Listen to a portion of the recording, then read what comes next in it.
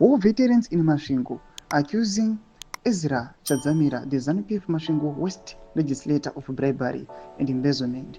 They claim Chadzamira took money released by President Mnangagwa to bribe them into supporting his unconstitutional third-term bid.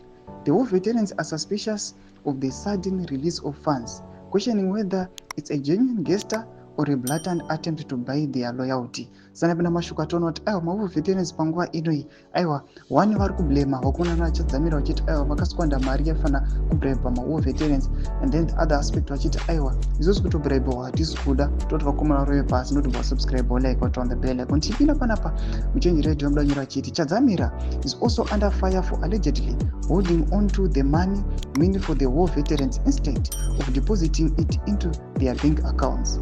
And they are concerned he might embezzle the funds and are questioning whether Mnangagwa would take action if it were to happen. This is not the first time Chadzamira has been embroiled in controversy.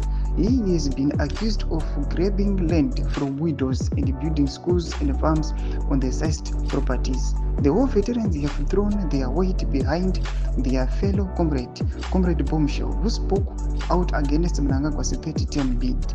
The situation is tense, with many calling for transparency and accountability. The allegations against Chadzamira have sparked widespread outrage, with many questioning the government's commitment to addressing corruption.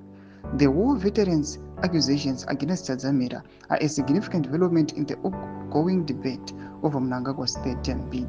Tomashwa tukunoda wakomana kuti aiwa wakomana na Chadzamira is not the first time vachiskwanda mari inikanzi ngaye kuma war veterans. Tinoona ma war veterans panguva inoi vatozosimuka vanhu vakutombovatira nokuda kushinga kwana Blessed Geza. Ndoda kuti kungotakwa kuma war veterans mayezi apfuura hapana munhu aimboteerera even pakaita any update kana chii, but panguva inoi vakuchiona vana Blessed Geza vakuraiza, vakusimuka, vakuvoisa up against the leadership. Panapa unaonyeswa ma war veterans vanhu vane influence and they can transform nyika yeZimbabwe kuti aiwa tigova to something. Tudze mafungiro enyu motodii pamusoro pechitiko ichi. Muna comment section medu ndidze mafungiro enyu, musana subscribe or like.